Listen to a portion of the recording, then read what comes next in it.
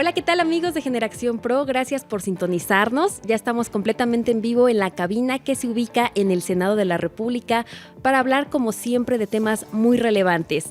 En esta ocasión el tema es crímenes de odio, algo que hay que hablar, que analizar y por supuesto que en esta mesa siempre se trata de eso, de aportar nuevas ideas con nuestros 4 invitados de esta ocasión, que es un panel la verdad muy preparado. Tenemos a Citlali, a Enrique, a Alejandra y a Alexi. Muchas gracias chicos por acompañarnos en esta ocasión. Alexi, por favor platícanos qué haces, a qué te dedicas y por qué te interesa participar, alzar la voz por los jóvenes. Bueno, hola, buenas tardes a todas y a todos y a todes. Creo que pues me interesa mucho porque hoy en día se ha dado como una ola de jóvenes que han tratado de incidir dentro de estos espacios públicos, los cuales, pues si bien se les ha negado históricamente, ¿no? Por esta conciencia de que los jóvenes no tienen la capacidad o la madurez para poder tomar decisiones. Si bien creo que desde ahí es donde yo parto y donde a mí me llama como mucho la atención. ¿Y a qué me dedico? Pues bueno, soy estudiante de Ciencia Política y Administración Urbana en la Universidad Autónoma de la Ciudad de México, actualmente ya pasante, ya nada más estamos por terminar el servicio social y a ver qué sale, ¿no? Buenísimo, a ver qué sale, pues muchos proyectos buenos porque son chavos bien trabajadores, entonces lo que hagan ustedes 4 va a ser magnífico. Enrique, también platícanos de ti, por favor. Ya sabemos quién eres, ni siquiera necesitas presentación, pero por la gente que a lo mejor esté viéndolo por primera vez aquí en Generación Pro, por favor. Sí, pues yo soy Enrique Vives, yo soy fundador de LGBT Rights México, que es una organización nacional en búsqueda de la representación política, que nos hemos enfocado a la formación de liderazgos y la creación de espacios seguros para las personas, en general personas, pero particularmente juventudes LGBT+, que les interesa hacer política y que de alguna forma la política ha sido un ambiente muy hostil para los grupos históricamente excluidos, ¿no? Entonces, de alguna forma, al ser un espacio tan hostil, es importante que hayan estos espacios de acompañamiento, de acobijamiento, ¿no? Como lo es la organización, precisamente para personas que tienen interés de cómo funciona la política, ¿no? Entonces, particularmente eso es lo que, o sea, digamos, en grandes rasgos, eso es lo que hacemos, sí. Y platícanos también cómo va este proyecto, cuál sería como pues la siguiente meta que cumplir. Sí, pues la organización surge en búsqueda de la representación política, ¿no? Entonces, precisamente por eso es importante la formación de liderazgos, ¿no? Porque son, yo siempre lo digo así, son personas que conozcan los retos que tiene el país, pero también tengan las herramientas para hacerle frente, ¿no? Entonces, pues digamos, se vienen procesos interesantes, ¿no? El proceso electoral es interesante. Creo que habrá que acompañar a las personas que, digamos, estén en la boleta, que sean abiertamente LGBT. Creo que la representación es muy importante porque una vez que una persona LGBT está en un espacio de toma de decisión, este espacio cambia, ¿no? Entonces, por eso es importante que las personas LGBT más estemos ahí, representadas. Claro, hay que tratar de que todos estén representados, que se escuchen todas las voces y todas las necesidades. Sí. Citlali, por favor, platícanos también de ti. Bueno, yo estoy estudiando todavía, estoy en la Universidad Autónoma Metropolitana de la Unidad Xochimilco. Yo estoy estudiando la licenciatura de Política y Gestión Social. Y nosotros como estudiantes de esa carrera tenemos un gran reto porque es una carrera bastante nueva. Entonces, pues siempre nos han dicho, lo que ustedes tienen es saber vender su carrera. Cómo es que la van a ofrecer a los demás.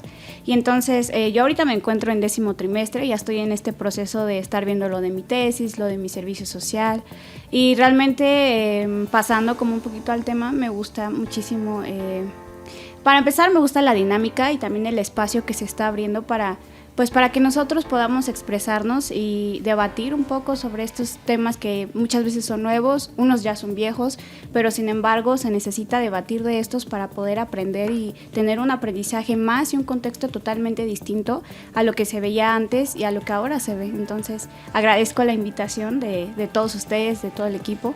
Gracias. No hay de qué, muchas gracias a ustedes porque siempre es necesario poder escuchar justamente estas voces también para cambiar el chip. Alejandra, platícanos también por favor de ti. Pues antes que nada muchísimas gracias por la invitación. Yo soy Ale Alcántara, mis pronombres son ella y ella. cualquiera de los dos está perfecto. Yo soy activista desde 2015, lucho justamente por el reconocimiento y el correcto goce y ejercicio de los derechos de las poblaciones de la diversidad sexual y de género, que mejormente se nos conoce como comunidad LGBT. Soy cofundadora de Espacios Diversos y Seguros, una colectiva donde pues habemos distintas personas de la diversidad sexual y de género, donde nuestro trabajo está mayormente focalizado aquí en Ciudad de México y principalmente en la alcaldía Cuauhtémoc. Nosotros lo que hacemos es trabajar en conjunto, sobre todo con los centros nocturnos cuya clientela principal somos las personas de la diversidad sexual y de género, pues justamente para que nuestras poblaciones puedan tener un correcto acceso y ejercicio y goce, por supuesto, de nuestro derecho al ocio, a través pues de la implementación de políticas de igualdad, de no discriminación, políticas de seguridad con un enfoque de inclusión y pues a grandes rasgos, pues eso es lo que hacemos, impulsando también la investigación y el análisis jurídico de lo que nosotros llamamos el derecho a la noche, ¿no? Que es un derecho que no está siendo, que jurídicamente todavía no ha sido lo suficientemente analizado, y lo cual complica un poco hablar del tema, pero justamente es parte de lo que hacemos, ¿no? Comenzar a hablar del derecho a la noche, cómo está relacionado con el derecho a la ciudad y pues cómo es que las personas de la diversidad sexual y de género podemos acceder a él. Ahorita que lo comentas, ¿es similar al acceso al ocio, al entretenimiento? Porque hasta incluso hay pues un presupuesto que se destina a la recreación. Por eso es que se hizo, por ejemplo, el concierto monumental de la Motomami. Uh-huh. Entonces, ¿sería algo similar como el derecho a la noche?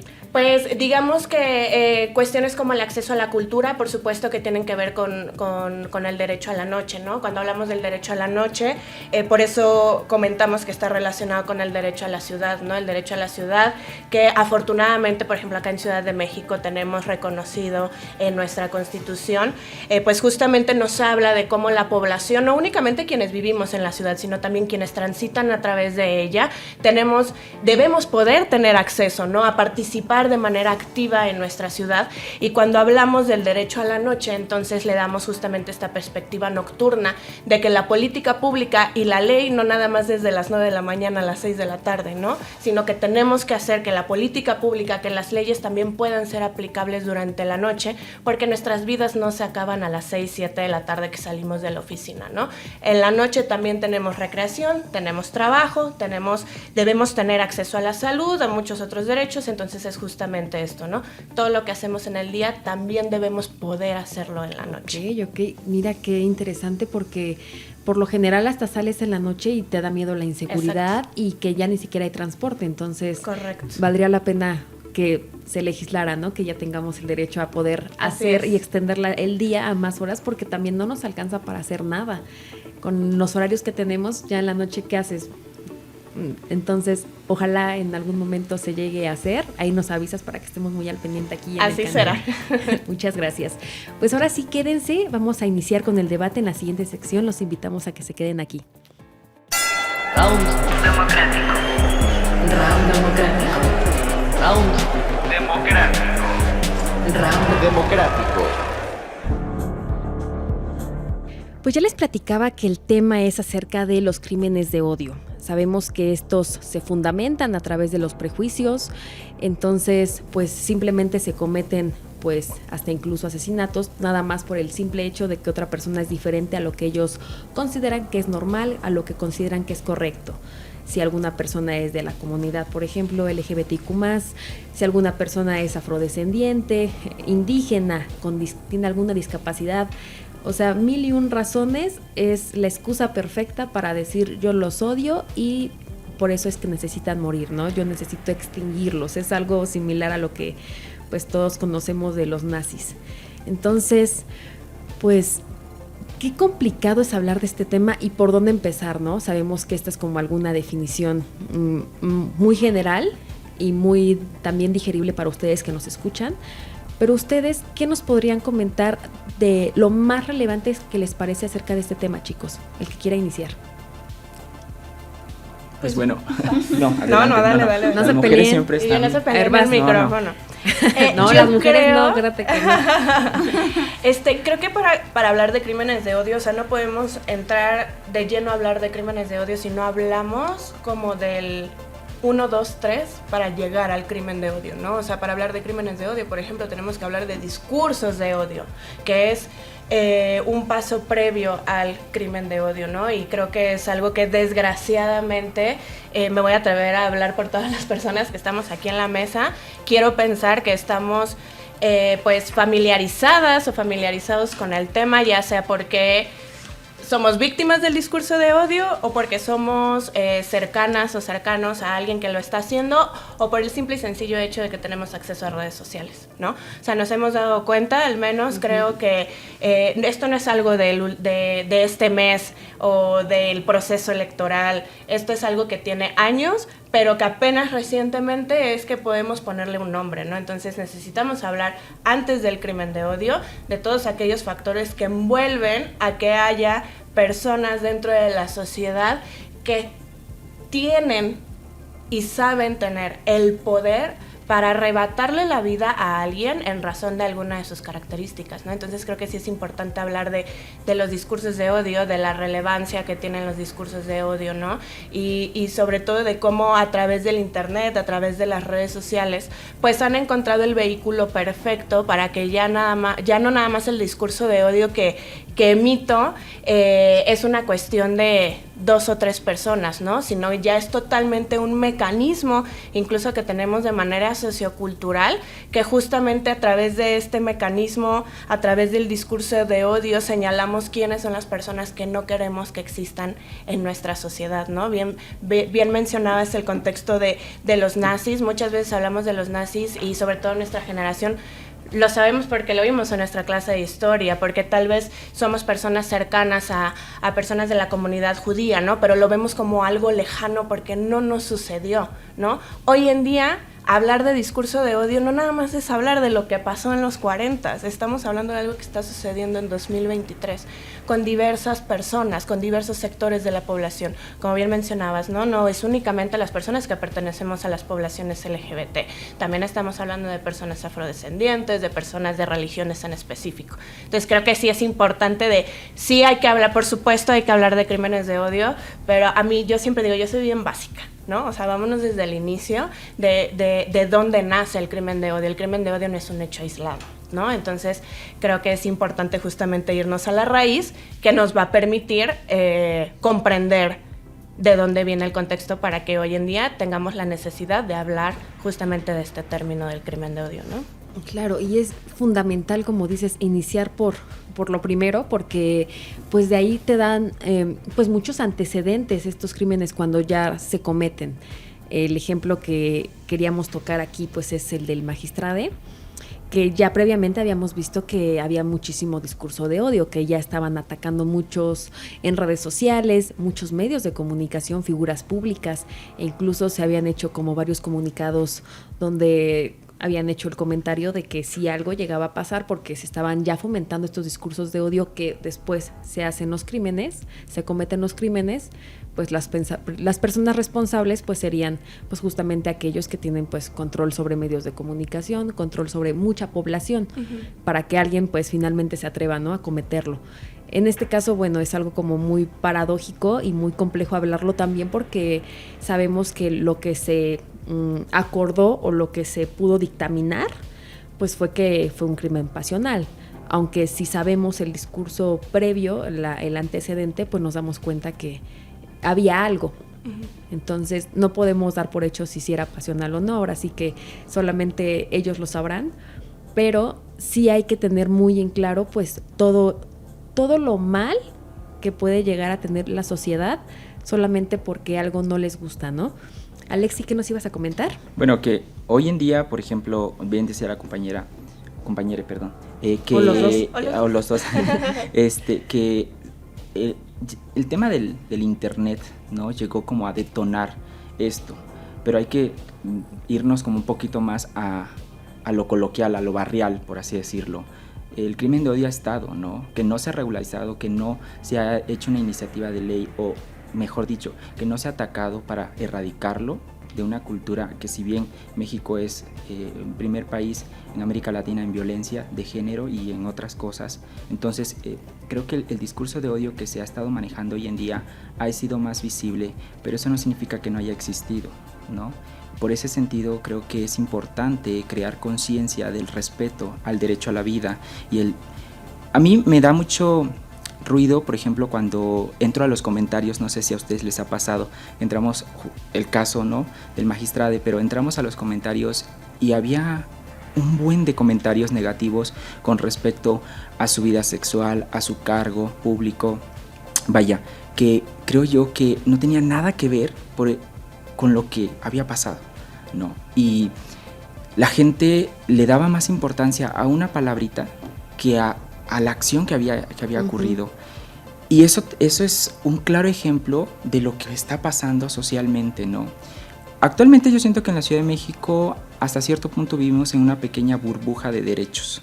Pero si te sales de esta pequeña burbuja de derechos, vete a Ecatepec o a cualquier parte del Estado de México y te vas a dar cuenta que el tema de la violencia, porque si bien el discurso de odio es un tipo de violencia, empieza a ser más visible y más latente a tal grado de que existe toda esta idea de que los jóvenes o las personas en general pues se limiten y se repriman a tener una libertad de expresión, cual sea que sea esta, o sea, yo no me voy a referir a una en personal, pero a cual sea que sea esta, los lleva a un cautiverio social, y eso la verdad es que es muy, muy feo, porque realmente entonces, ¿dónde está el tema de los derechos humanos, no? Mucha gente se justifica, es mi libertad de expresión. Si bien es cierto, la libertad de expresión tiene límites, como cualquier cosa. Lo decía el artículo 60, si no mal recuerdo, que el tema de los derechos y la libertad de expresión, pues si bien decía que no puede sobrepasar más cuando empieza una agresión, ¿no? O a despeyorizar a esta persona. En ese momento se acaba la libertad de expresión, pero creo que hoy en día hay muchas personas que han malinterpretado eso y se justifican, es mi libertad de expresión. Yo creo que hay que cambiarnos ese chip y empezar a cuestionarnos como individuos si realmente lo que digo es realmente bueno y aporta algo a la sociedad, ¿no? Había un hashtag, por ejemplo, en la mañana estaba viendo de la ONU que decía, antes de decirlo, piénsalo, ¿no? Y es muy bueno, porque ¿cuántos de nosotros meditamos antes de decir algo? ¿Qué impacto va a tener eso que digamos? ¿Va a ser positivo, negativo, no? ¿Podemos dañar a alguien?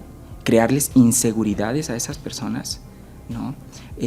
Yo siempre, por ejemplo, a mí me gusta trabajar mucho con las infancias, pero hoy en día el concepto es niñez, porque infancia es carecer de, pero con las niñez, cuando estos niños son como una esponja, o las niñas o los niños son como una esponja, y todo lo que nosotros digamos como adultos, ellos lo van a absorber y se lo van a transmitir socialmente. Tú decías algo muy interesante, Alejandra, que era el tema de, si bien este es un tema sociocultural que hay que irlo trabajando, a mí me llama mucho el interés, por ejemplo, los nuevos libros de textos que ya empiezan a incluir esto, ¿no?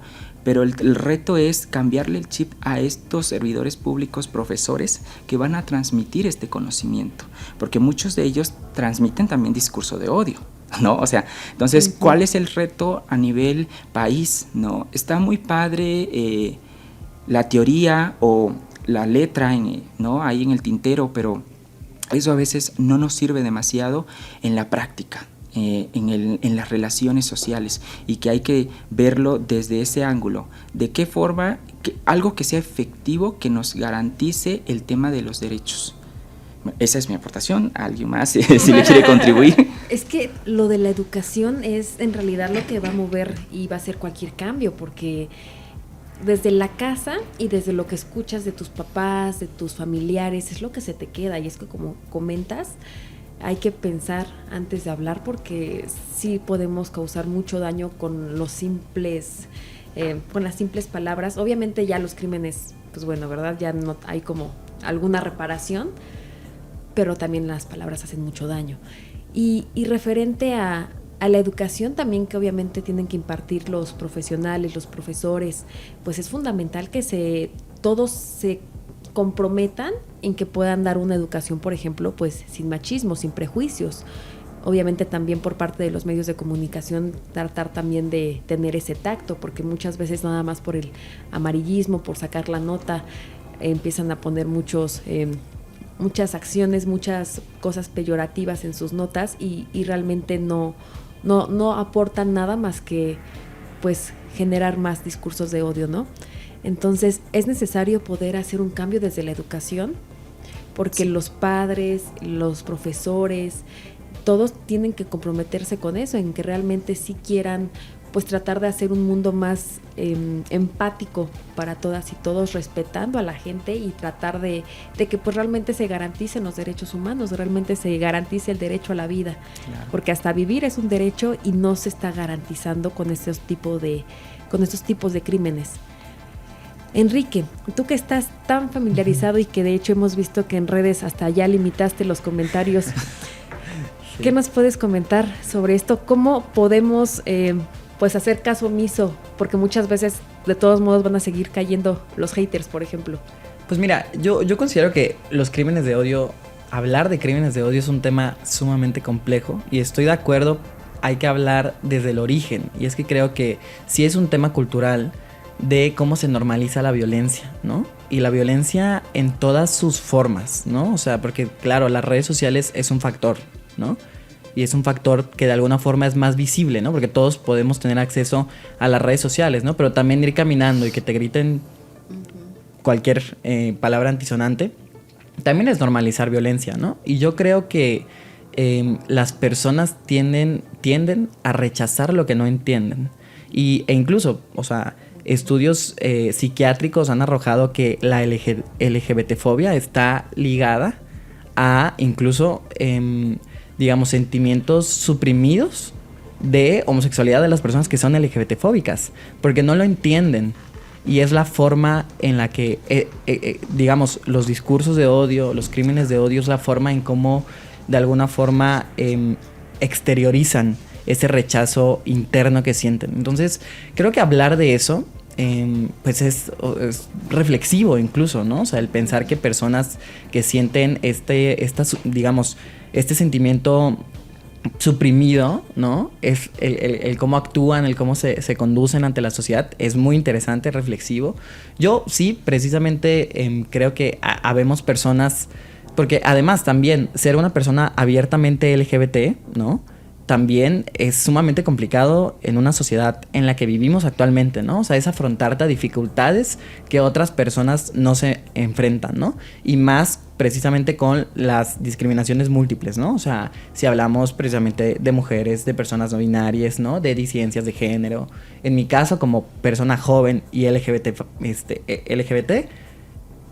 digamos, son las discriminaciones a las que se afrontan, ¿no? Y sí, y yo también, pues, digamos, últimamente he estado viviendo esta ola de discursos de odio en mis redes sociales, principalmente Twitter, porque también ahí hay que hablar la omisión de ciertas redes sociales, de no regular este tipo de discursos, como lo es principalmente Twitter. Yo soy una persona muy activa en redes sociales, ¿no? O sea, genero cierto contenido para TikTok, un contenido diferente para Instagram, un contenido diferente para Facebook y para Twitter, ¿no? Y la única red donde se intensifican este tipo de discursos es Twitter. O sea, entonces sí es también hablar de esas omisiones en la regulación de los discursos, precisamente, y que además a veces ni siquiera podría ser un tema legislativo, ¿no? Porque además, pues sí, el discurso es que la libertad de expresión, sí, la libertad de expresión termina cuando transgredes derechos de terceros, ¿no? Uh-huh. Entonces, para mí, yo lo he vivido así, claro que por eso además yo decía, los espacios seguros son importantes, ¿no? Porque sí, ante toda esta ola de ruido y esta ola de odio, pues sí, yo la verdad es que pues no me engancho, ¿no? O sea, es en plan, contesto lo que puedo y también creo que es ponerte tú mismo un límite de cuando sabes que los cuestionamientos son legítimos y cuando los cuestionamientos tienen realmente un origen de transparencia, cuando el origen es otro, ¿no? Cuestionar únicamente porque quiero cuestionar, porque quiero generar una discusión de odio, también creo que es autocuidado de saber poner tus límites, ¿no? Y yo, en parte de mis límites, yo no admito comentarios en mis publicaciones, ¿no? Y además porque Twitter ahí puedes citarlo. O sea, incluso, o sea, si quieres hacer un comentario, pues mejor cítalo, ¿no? Entonces, creo que de alguna forma en este tema para las personas LGBTI más, también autoponernos límites es importante, ¿no? Incluso cuidar nuestra salud mental es sumamente importante, ¿no? Porque este tipo de discursos no se los hacen a otro tipo de personas, ¿no? Entonces creo que sí, estoy de acuerdo. Más que, sí, o sea, que digamos, los discursos de odio son la antesala para los crímenes de odio. Yo creo que sí, porque de alguna forma normalizan esta violencia, ¿no? O sea, los discursos de odio normalizan una violencia, ¿no? Que justo como decía, sí, esta es la que vemos nosotros en redes sociales, ¿no? Pero la violencia está en todos lados, ¿no? Y a veces se intensifica porque además las redes sociales permiten que de alguna forma, pues tú te puedes registrar con otro nombre, te puedes registrar con otra foto, ¿no? Entonces es una persona que no, si no dan la cara, no dan rostro, no dan nombre, pues es muy fácil ir y señalar, ¿no? Entonces sí creo que es un tema sumamente complejo hablar de crímenes de odio, es un tema cultural, es un tema del que se tiene que abordar, y más con estas reflexiones que decimos de dónde surge la LGBT-fobia, ¿no? Si hablamos de eso, creo que es muy interesante, es reflexivo, y porque viene precisamente de la gran dificultad que es que una persona pueda asumir su orientación sexual o su identidad de género libremente. Entonces es como un círculo vicioso, porque si no tuviéramos si no nos sintiéramos con digamos, miedo de abiertamente compartir nuestra orientación sexual o identidad de género en libertad, si no tuviéramos este miedo y todas las personas, digamos, no hubiera una heterocisnorma, tampoco habría esta LGBT-fobia reprimida, que al final es eso. Entonces creo que pues es interesante, es un tema complejo, pero pues justo interesante hablarlo, también escucharles, ¿no? Sí, y siempre es bueno escuchar, como también comentas, pues las diferentes reflexiones que cada uno ya ha hecho, ¿no? Obviamente sabemos y por lo que ahorita comentas, pues hay estudios donde pues ya señalan que obviamente este tipo de personas es porque tienen esta fobia reprimida. Y hasta incluso tiene mucho sentido, porque hasta dicen, ¿no? Lo que te checa, te choca. Sí. Entonces es como bastante lógico, ¿no? Tratar de ver, o si quieren hacer como algún cambio, más bien hacerlo interno. Sí. Cambiar nosotros, porque a la gente no la vamos a poder cambiar. También por eso te decía, cómo puedes tú mismo, pues, hacerlos a un lado, justamente a todos los haters que nada más lo único que tienen es tiempo libre, porque pues en realidad para estar cometiendo y haciendo discursos de odio, crímenes de odio, pues tienen que ser personas que te pongan como su prioridad. Entonces, ¿qué tienen de su vida? No están atendiendo, por ejemplo, su salud mental, están prefiriendo darle pues importancia a otra persona que ni siquiera conocen, porque como comentas, pues está en redes sociales, la gente es pues muy anónima. Sí. Entonces, tratar de atender también la salud mental es algo que debemos de procurar bastante, porque eso detona muchas cosas. O sea, ¿cuántos criminalistas seriales no hay? ¿Cuántas personas no han cometido tantos crímenes nada más por algún odio pues injustificado, ¿no? Más allá de los prejuicios, no tienen sentido, la verdad. Citlali, platícanos tú, por favor, también. ¿Cuál sería como esta reflexión interna que tú has hecho del tema, por favor? Bueno, si algo es que sí me he dado cuenta es que, bueno, claro, los crímenes de odio es un término sumamente nuevo, pero algo que me llama mucho la atención es que no porque sea nuevo no significa que no existió antes, ¿no? Exacto. Entonces, el problema aquí es cuando ya se visibiliza que existe un problema, que existe una problemática.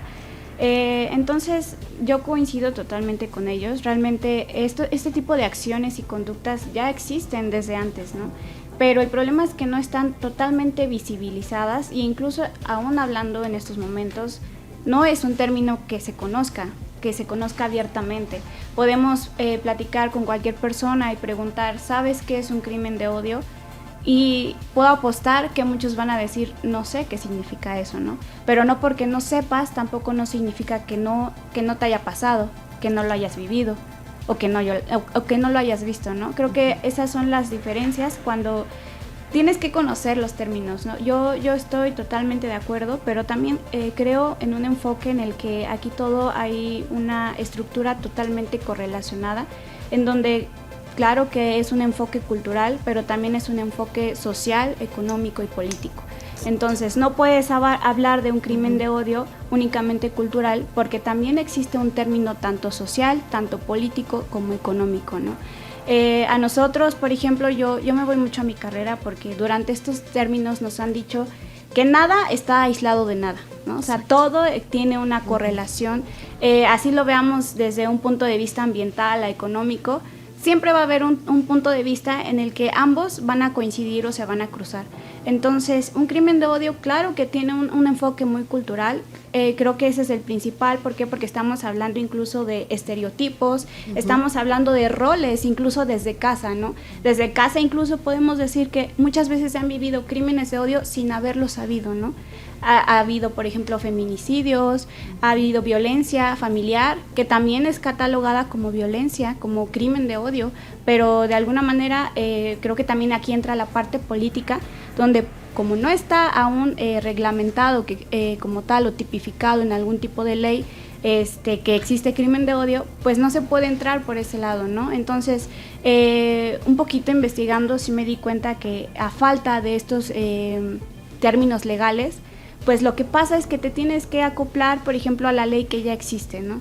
Por ejemplo, la ley federal o, por ejemplo, los programas de violencia. Yo me voy muchísimo un poquito a la parte de la mujer, donde sufrimos violencia, donde incluso en la calle vas caminando y te están gritando, ¿no? O sea, creo que esas son partes en donde una vez que empiezas a estudiar el tema y una vez que empiezas a darte cuenta, dices, pues esto es algo que yo estoy viviendo, pero no lo estaba viendo porque no sabía que existía el término, ¿no?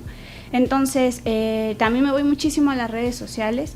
Creo que hoy en día estamos en una etapa de tecnología muy avanzada, en donde cualquier cosa que tú digas puede ser usado o no en tu contra, ¿no? Entonces, creo que eso también es algo que a mí me llama muchísimo la atención, porque me llama porque dicen, estamos en la generación de cristal, ¿no? Y digo, puede que sí, puede que no.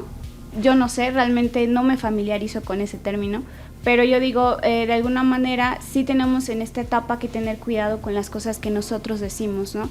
Y voy mucho a la parte en donde nuestra libertad de expresión pasa en el punto en el que nosotros ya estamos ofendiendo a otras personas, en donde ya estamos tocando términos o palabras que incluso nosotros no conocemos. Y a veces también creo que es una parte muy grande de la desinformación.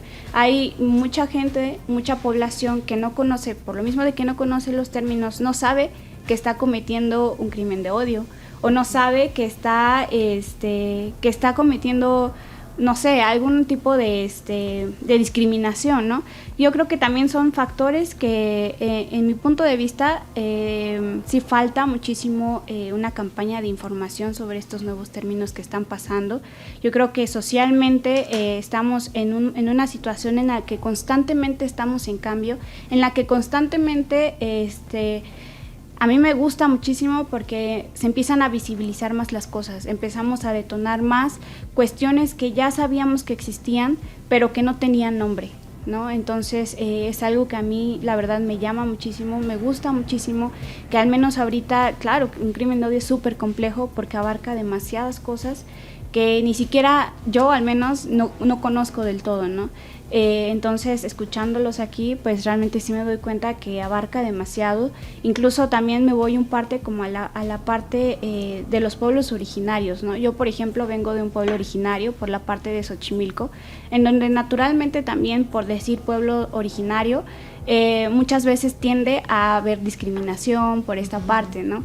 Entonces, yo creo que también abundamos en todos estos sectores de la sociedad que de alguna manera se deben de empezar a visibilizar y empezar a ver también qué parte o qué es lo que sufren también, ¿no?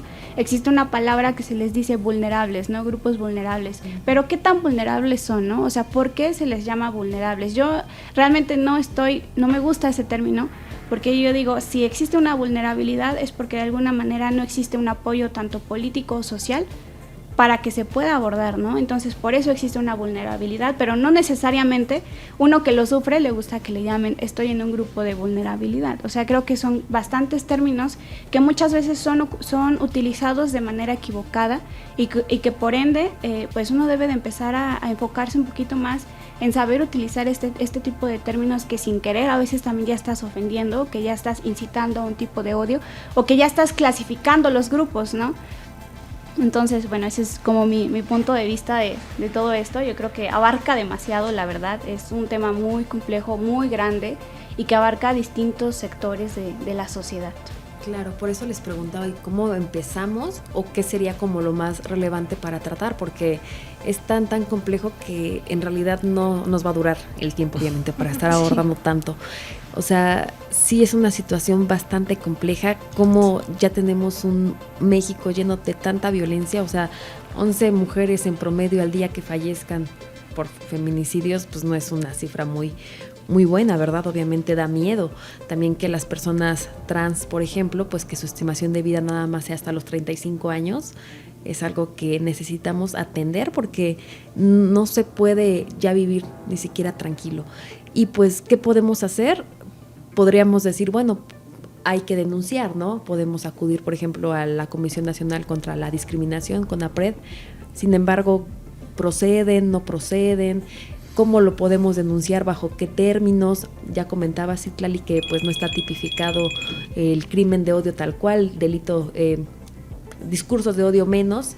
Entonces, ¿cómo empezar a regularlo? Ya lo estamos hablando, pero ¿cómo podrían, por ejemplo, los legisladores pues ya ponerlo como en alguna ley para que pues realmente después proceda como bajo este término que se está cometiendo como un crimen de odio y no tal cual pues un crimen pasional o otra razón que le quieran dar a las circunstancias que a lo mejor no quieren nombrar? ¿Cómo lo podemos empezar a regular? O bueno, los legisladores, chicos. Creo que sería importante y que incluso se convierte como en una especie de llamado, ¿no? O sea, no quieran arreglar todo reformando el Código Penal, ¿no? El Código Penal, y yo creo que esa es de las cosas que para quienes estudiamos Derecho y nos tocaron buenos profesores, me refiero a profesores con una mirada no tan punitiva y que aún así eran amantes del derecho penal, pues es justamente esta parte, ¿no? A ver, cuando tú haces uso del derecho penal, o sea, es justamente este principio de la última ratio, o sea, es tu último recurso, ¿no? El Código Penal no va a prevenir que tú reformes y pongas una tipificación de 20, 30, 40, 50 años para quien cometa A o B. Creo que, o sea, la misma esencia del código te lo dice, ¿no? Este código no es para prevenir delitos, ¿no? Es para accionar cuando ya se realizó un delito. Y finalmente, creo que también solemos vivir esta sobrelegislación en materia penal, porque finalmente reformar en materia penal no tiene un costo, ¿no? O sea, no tienes que etiquetar un presupuesto, etcétera, ¿no? Y creo que ahí viene justamente la importancia de sí. Ahora sí que depende de la persona que le preguntes, ¿no? Habemos personas como yo que tengo tal vez una mirada que intenta alejarse del punitivismo, ¿no? Que es como esta cuestión de, o sea, sí, que tú aumentes una pena o demás, no, a mí no me ayuda en nada porque esa pena la aplicas cuando ya fui víctima, ¿no? Y si hablamos de un crimen de odio, pues por lo regular estamos hablando de homicidios o tentativas, ¿no? Entonces creo que es importante, uno, saber qué legislación tenemos en este momento al respecto, ¿no? O sea, como bien dices, tal vez si tú abres un código penal no va a decir comete el delito de crimen de odio quien prive de la vida a tal persona por sus propias características, ¿no? Como lo encontramos con el feminicidio, por ejemplo, ¿no? Que ese es otro tema para otro programa de por qué el feminicidio no es un crimen de odio, ¿no? Pero justamente ok, tengo ya este código penal, pero no nada más es el código, son los protocolos que ya tenemos en materia, que es justamente, y tocando nuevamente el crimen de odio en contra de la magistrada, en contra de Ociel, ¿no? ¿Por qué empezamos a hablar de un crimen de odio? Bueno, en primer lugar, porque era una persona de la diversidad sexual y de género que estaba inscrita en el mecanismo de protección de personas defensoras de derechos humanos, ¿no? Cuando tú tienes a una persona que pertenece a tal mecanismo, pues entonces, si es víctima de un crimen, se tiene que presumir, en este caso, que por sus características era un crimen de odio, ¿no? Entonces, primero creo que es revisar, ya tengo esta tipificación, tengo estos protocolos, tengo a CONAPRED, tengo a COPRED, hasta dónde pueden llegar, ¿no?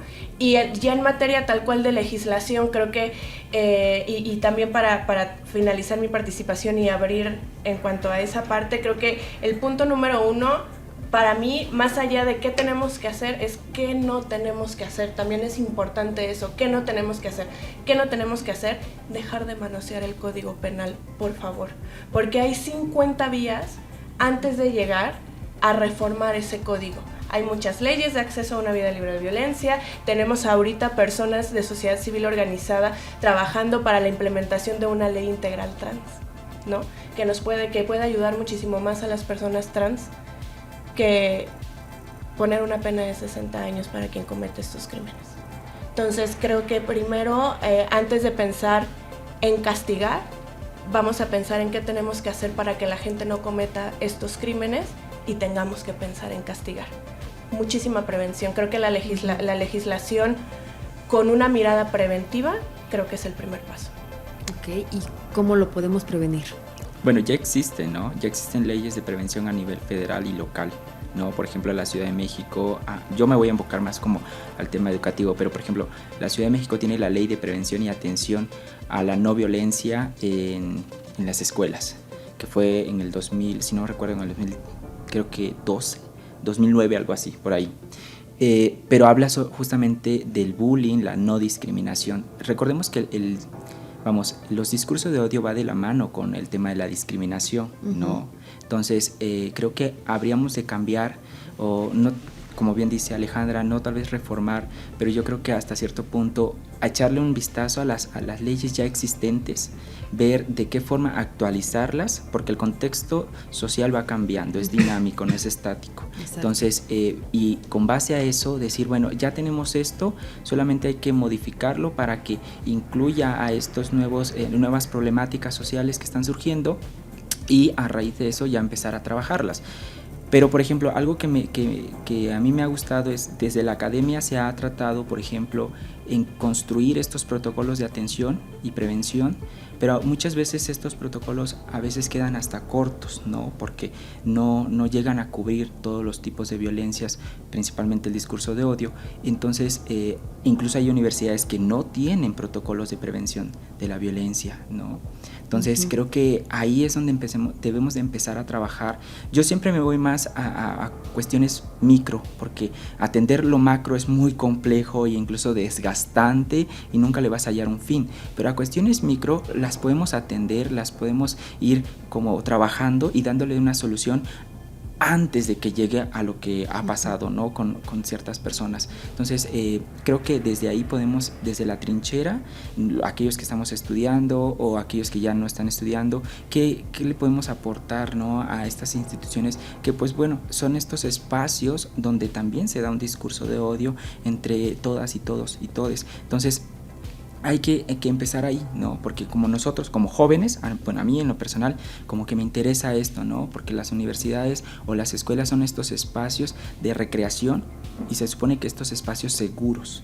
¿Qué tan seguros son, ¿no? Hay que empezar a hacer una introspección, voltearlas a ver con el objetivo de cambiar, ¿no? todo este sistema, porque en las escuelas se reproduce demasiado la violencia. Aquí lo decía la compañera Alejandra, ¿no? Estos profesores, abogados que están como casados en una idea y que son impunitivos, pues bueno, o sea, hay que cambiarnos el chip a tener una mente más abierta a nuevas ideas, ¿no? A veces a los jóvenes, cuando tenemos como estas etiquetas, que está mal dicho, pero bueno, por ejemplo, yo quiero aportar el tema del discurso de odio tiene mayor fuerza cuando no solamente eres parte de la comunidad LGBTI+, eres afromexicano, perteneces a un grupo indígena, hablas una lengua indígena, ¿no? Y además, eres pobre. O sea, el discurso de odio es fuertísimo para estas personas, ¿no? Entonces, aquí creo que hay que empezarlo a trabajar desde la academia, desde estos espacios, con el objetivo de crear nuevas sociedades. Muy bien. Pues chicos, desafortunadamente el tema pues ya se nos agotó en el tiempo de esta sección. Entonces, Enrique, ¿qué le podemos dejar de tarea a la audiencia de Generación Pro referente al tema, por favor? Pues creo que ha sido muy reflexivo escucharnos, ¿no? Digamos, creo que es muy importante yo decir, a ver, claro, a veces las soluciones legislativas se quedan cortas en temas tan complejos como estos.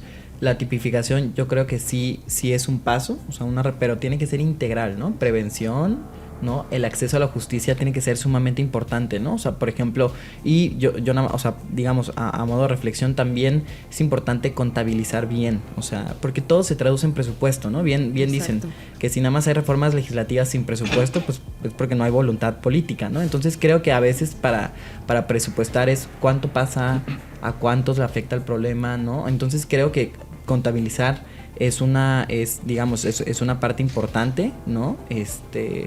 Creo que, bueno, yo he propuesto que sea desde el Estado, pero por ejemplo sociedad civil dice que no, que mejor se haga desde sociedad civil porque el Estado maquilla el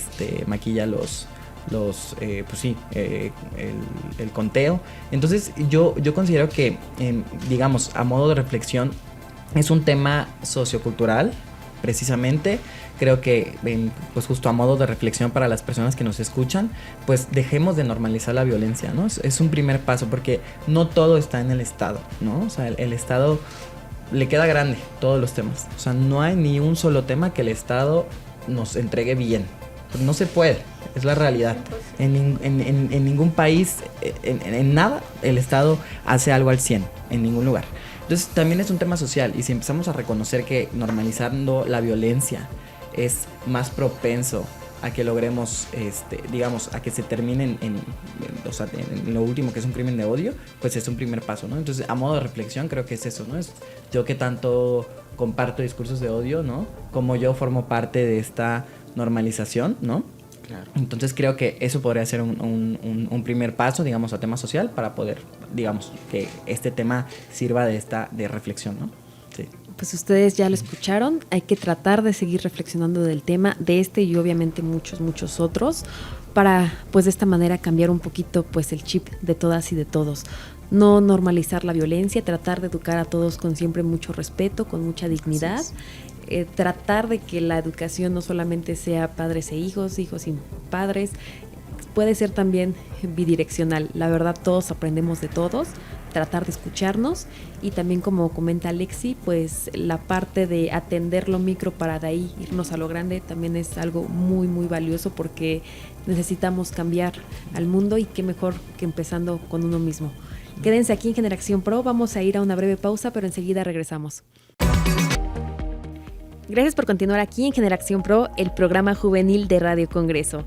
Pues ya hablábamos acerca de los crímenes de odio, obviamente esto surge de los discursos de odio, entonces es algo tan complejo que si apenas nos sintonizan vale la pena que nos vuelvan a escuchar en la retransmisión. La tenemos el lunes a las 11 de la mañana y por supuesto también el video estará disponible en el canal de YouTube del canal del Congreso.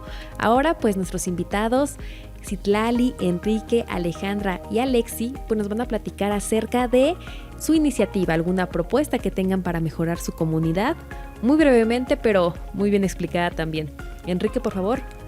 Pues yo, digamos, de propuesta, yo sí considero que es importante que haya una fiscalía, unidad o agencia especializada en crímenes contra poblaciones LGBT+.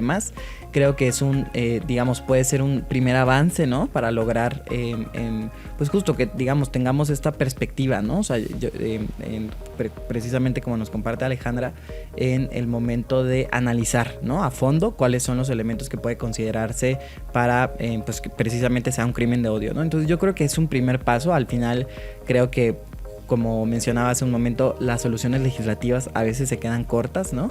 Pero el acceso a la justicia es sumamente importante, ¿no? Incluso a nivel social, ¿no? Porque cuando vemos que realmente se está, digamos, haciendo justicia a personas que cometen crímenes de odio, pues también a nivel social pues se deja de hacer, ¿no? Entonces, pero también es eso, ¿no? Acceder a la justicia, ¿no? Ya después, no de cuántas penas, no, pues primero hay que aprender, digamos, a que sí lleguen, ¿no? O sea, que no se cierre una carpeta y ya ahí se quedó el tema, ¿no? Pues no, realmente llegar a que los temas pues se haga justicia. Entonces yo creo que una fiscalía, y ya también a ver qué tanto nos acomodamos, ¿no? Porque igual una fiscalía de primera instancia puede ser muy grande, ¿no? Pero empezar con una agencia, con una unidad y se va construyendo, ¿no? Yo creo que la comunidad LGBT más de repente avanzamos pasito a pasito, ¿no? Y ya empezamos con lo chiquito y de ahí nos vamos a lo más, ¿no? Entonces yo creo que eso es muy importante. Claro, y lo importante es dar el primer paso, porque si no se comienza por algo, pues, ¿cómo, verdad?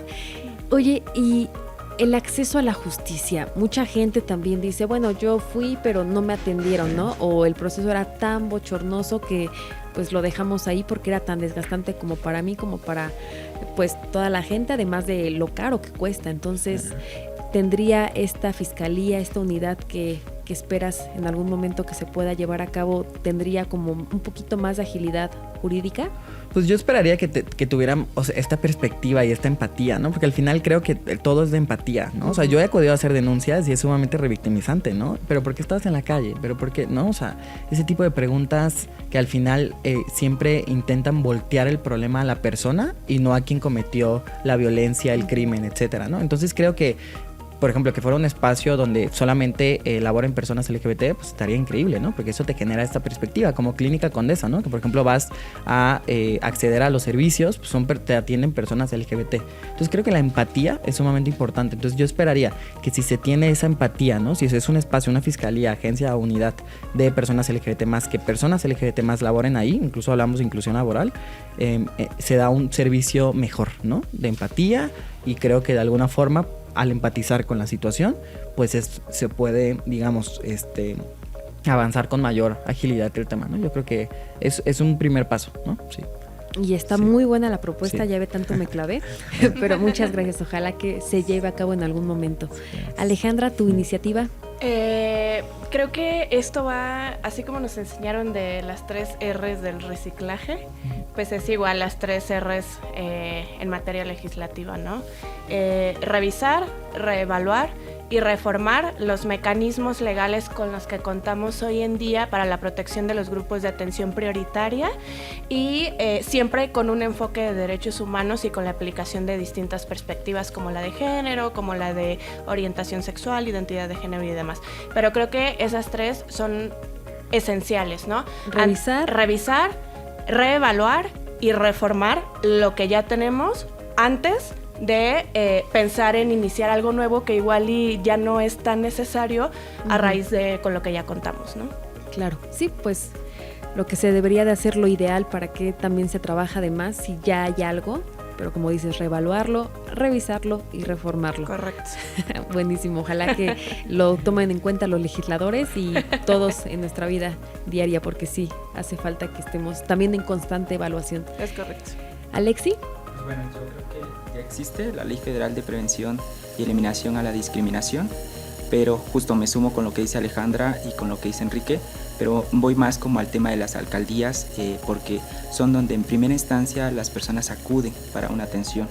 Ya cuando llegas a la fiscalía ya es porque justamente ya pasó el hecho. Entonces creo que los protocolos de atención y prevención en temas de violencia en las alcaldías creo que debería, yo sé que a nivel federal se tiene que bajar a los estados y los estados a su vez a los municipios o a las alcaldías, pero sí tendríamos a nivel Ciudad de México tendríamos que empezar a trabajar justamente en estos protocolos de atención y prevención del delito y de la no violencia a través de las alcaldías, porque si ustedes se acercan a cualquier alcaldía no existe en temas jurídica no existe el discurso de odio, ¿no? Como tema de violencia, pero deberíamos empezar ya a manejarlos y actualizarnos porque es donde más de forma inmediata se ve la problemática. Eso es como lo que yo abordaría. Buenísimo. Tratar de que las alcaldías también te proporcionen la atención para prevenirlo, ¿no? Tratar de que pues se eliminen o no se cometan los delitos.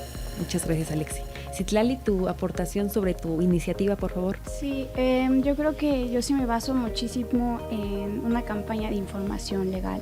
Yo creo que en esta parte también nosotros como sociedad desconocemos las múltiples leyes que existen para defender nuestros derechos, para saber cómo proceder incluso. Yo sí creo en que debe de existir una correcta interpretación. A mí me ha pasado incluso de que me dicen es que no es así como tú lo estás entendiendo, ¿no? Entonces yo creo que una campaña de información basada en una correcta interpretación legal, donde uno pueda acceder a esta información y pueda entenderle, porque incluso hay palabras muy técnicas que muchas veces yo no las entiendo, o sea, y muchas personas tampoco las entienden, ¿no? Entonces, ¿cómo voy a defenderme con algo que no entiendo? ¿No? Entonces yo me baso mucho en eso y creo que también me baso en una evaluación correcta de las políticas públicas. Yo creo que podemos basarnos de lo que ya existe, de programas, porque la política pública es existente en lo que son los programas y los proyectos, ¿no? Evaluarlos correctamente y ver cómo están funcionando, ¿no? Existe todo un registro, por ejemplo, vi que ya existían como registros, por ejemplo, de crímenes de odio, de este tipo de tipificaciones que ya hay, pero ¿qué pasa después de estos registros, ¿no? Yo creo que también me voy mucho en esta base en qué va a pasar después de que ya se empieza a tipificar, de que ya se empieza a existir un registro, qué va a pasar después de que ya están, o sea, cuál es el después de que ya está en un papel, ¿no? O que ya está en un formato de Word, de que ya está en un formato de Excel, ¿qué va a pasar después? Yo me voy mucho a eso y creo que también me voy a otro eje en donde yo siempre he dicho que nuestras leyes siempre están basadas en sancionar o castigar. Entonces, ¿qué pasa cuando la persona que cometió el delito se le sanciona, pero no hay una medida de sanación para ambos lados, ¿no? Yo creo que debe de existir ya esta parte, incluso ya es época de que ya debe de existir la parte de sanación para la persona que recibe el agravio y para la persona que lo está ejerciendo, ¿no? Porque ya son roles, ya son, o sea, ya es todo que ya está acumulado en esta persona, en estas personas, pero ¿qué va a pasar, no? O sea, ya se le sancionó a la persona, ya se le dio el castigo legal, pero pues un castigo no remedia algo, un castigo no lo va a hacer entender muchas veces que está haciendo un delito, ¿no? Entonces yo creo que esta parte también es súper importante, que ya empiecen a existir legalmente medidas de sanación para ambos lados. Yo me quedo muchísimo con esas partes. Pues qué iniciativas tan interesantes, las de los 4, tratar de pues prevenir que no se cometan los delitos, que no se cometan los crímenes y sobre todo la importancia de podernos pues cuidar, tratar de que si las autoridades no nos protegen, nosotros también estemos muy al pendiente de esto. Se nos acabó el tiempo, chicos, fue un gusto tenerlos, la verdad se nos pasó el tiempo volando, ya dirán un mensaje final en el video de la retransmisión para que lo chequen, y bueno, también agradecerles a ustedes que se quedaron esta hora, fue todo un gusto haberlos acompañado una vez más, también al equipo de producción muchas gracias, a nuestra productora Lulu Ruiz, en los controles a Cassandra Guzmán, y por supuesto también a nuestro chico de servicio social Ajax García. Soy Paola Salinas y nos vemos el lunes a las 3 de la tarde con un nuevo programa. Bye.